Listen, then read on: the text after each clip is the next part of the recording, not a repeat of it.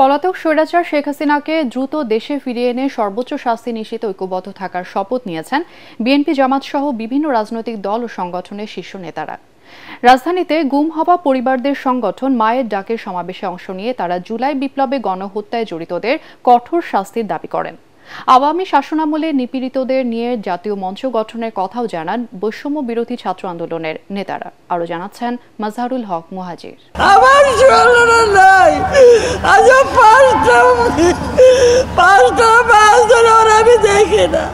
আওয়ামী লীগের শাসনামলে প্রিয়জন হারানো পরিবারের কান্না যেন থামছে না কিছুতেই। শহীদ না বেয়ারিস না সে ওয়ারিস আসিরা তুই দেখতেছস না আমার ভাই বেয়ারিস না ওয়ারিস। গেল 15 বছরে গুম খুনের শিকার হওয়া ভুক্তভোগী পরিবারদের নিয়ে এই গণজমায়েতের আয়োজন করে সামাজিক অধিকার আদায় সংগঠন মায়ের ডাক। স্বজনদের ছবি নিয়ে দূর দূরান্ত থেকে সবাই আসেন ন্যায় বিচারের আশায়। সে ইসলামী ছাত্র শিবির করতে দেখে তাকে অজ্ঞাতনামা হিসাবে আপনার সাদা প্রাইভেট কারে তারা তুলে নিয়ে যায়। এতটুকু ছোট বাচ্চার কি জবাব দিব আমি?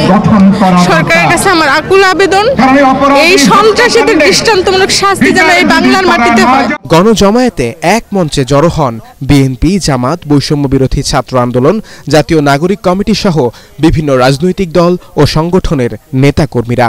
যে আওয়ামী লীগ এখনো পর্যন্ত একটা সরি পর্যন্ত বলে নাই, এখনো পর্যন্ত তারা অপরাধ স্বীকার করে নাই, তাদের সাথে কিসের রিকনসিলিয়েশন? গণতন্ত্রের বাংলাদেশকে গণজুলুমতন্ত্রের বাংলাদেশে পরিণত করা হয়েছে।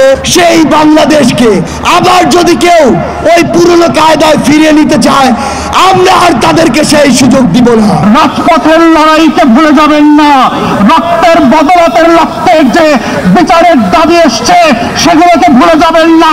এতে ভারত বিতর্ক ও শেখ হাসিনার বিচার হয়ে ওঠে আলোচনার মূল বিষয়।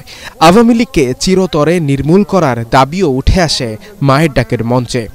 বিদেশি চক্রান্তের মাথা নত না করে আমরা একটি সাহসী সংগ্রামে জাতীয় ঐক্য গড়ে তুলে জাতীয় নির্বাচনের গণতান্ত্রিক পথে আমরা আওয়ামী লীগকে চিরবিদায় করে দিই। অবৈধভাবে আওয়ামী লীগের নেতারা বর্তমানে ভারতে আছে, তাদেরকে তাড়াতাড়ি বের করে দিলেই ভালো। আমরাও চাই তারা বাংলাদেশে ফিরে আসুক। তাদেরকে কাঠগড়ায় না দাঁড়ানো পর্যন্ত আমার বাবার আত্মা শান্তি পাবে না। সত্যের প্রকৃত বাস্তবতা তুলে ধরে আমরা বাংলাদেশের মাথা দুনিয়ার বুকে উন্মোচন করতে পারব। সংস্কারে কোনো কাজ হবে না যতদিন পর্যন্ত না আমরা নিজেদের সংস্কার নিজেরা করি। এ সময় ভিডিও বার্তায় ও লিখিত বক্তব্যে মায়ের ডাকের এই আয়োজনে সংহতি জানান বিএনপির ভারপ্রাপ্ত চেয়ারম্যান তারেক রহমান ও দলের মহাসচিব মির্জা ফখরুল ইসলাম আলমগীর। লিখিত বক্তব্য পাঠ করে শোনান আরেক চেনামুখ ইশরাক হোসেন। জনগণ আগামী নির্বাচনে বিএনপিকে সরকার পরিচালনার দায়িত্ব দিলে শান্তি, স্বাধীনতা এবং ন্যায় বিচারের ভিত্তিতে সরকার পরিচালিত হবে ইনশাআল্লাহ। দিন গড়িয়ে সন্ধ্যা। মায়ের ডাকে সাড়া দেন তথ্য উপদেষ্টা নাহিদ ইসলামও। বলেন, আওয়ামী লীগকে যারা পুনর্বাসন করতে চায় তাদের চিহ্নিত করাই এখন সময়ের দাবি।